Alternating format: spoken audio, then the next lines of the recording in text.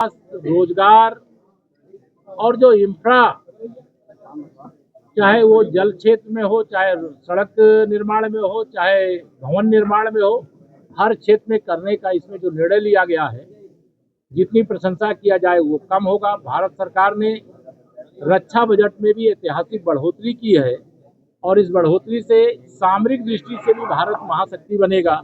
आर्थिक दृष्टि से हम महाशक्ति बन रहे हैं। दुनिया के अंदर भारत की प्रतिष्ठा हमारे बजट और हमारी सरकार की नीतियों के कारण से बढ़ी है और भारत प्रगति के एक नए मुकाम को छूने का काम करेगा।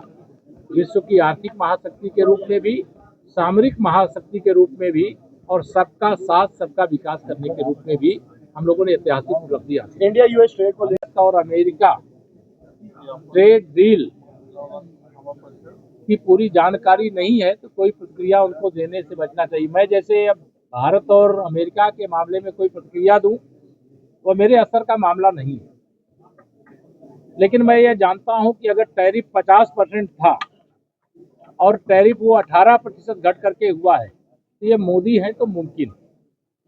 अगर यूरोपीय यूनियन 27 देश 45 करोड़ से अधिक की आबादी का क्षेत्र अगर फ्री ट्रेड डील का एग्रीमेंट हुआ है तो ये मोदी है तो मुमकिन है।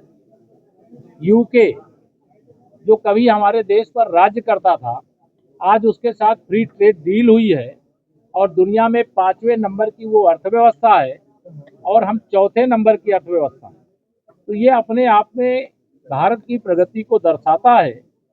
हमारी आर्थिक प्रगति लगभग 7% अनुमानित है।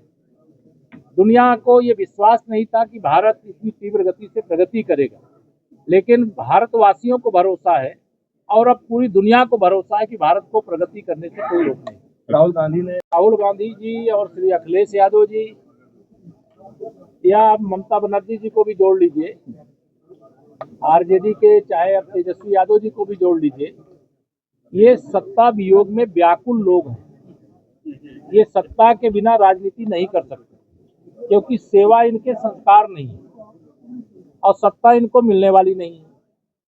2047 तक विकसित भारत यह माननीय प्रधानमंत्री श्री नरेंद्र मोदी जी के नेतृत्व में लक्ष्य निर्धारण किया गया और हमें पूरा विश्वास है कि विकसित भारत भी 2047 से यानी अब से 21 साल बाद बन जाएगा और विकसित उत्तर प्रदेश भी बन जाएगा।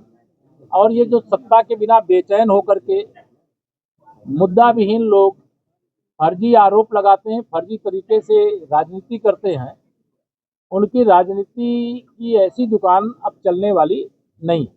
धन्यवाद।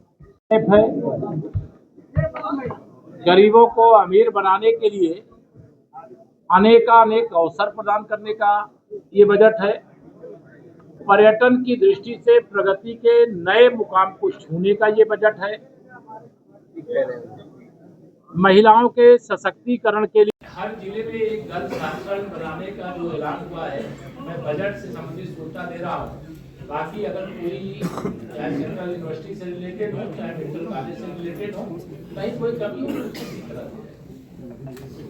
मजबूत हुई है। विपक्ष के जो कुछ साथियों ने विरोध किया है उनके पास मुद्दा नहीं। विपक्ष इस समय बजट के मामले में भी मुद्दा विहीन है, जनहित के मामलों में भी मुद्दा विहीन है, गरीब हित के मामले में भी मुद्दा विहीन है, किसान हित के मामले में भी मुद्दा विहीन है, हमारे युवाओं के मामले में भी मुद्दा विहीन है। हमारी सरकार केंद्र में माननीय नरेंद्र मोदी जी के नेतृत्व में बहुत शानदार कामयाब हुए हैं। कुछ गलत नहीं हुआ, किसी कुछ आपने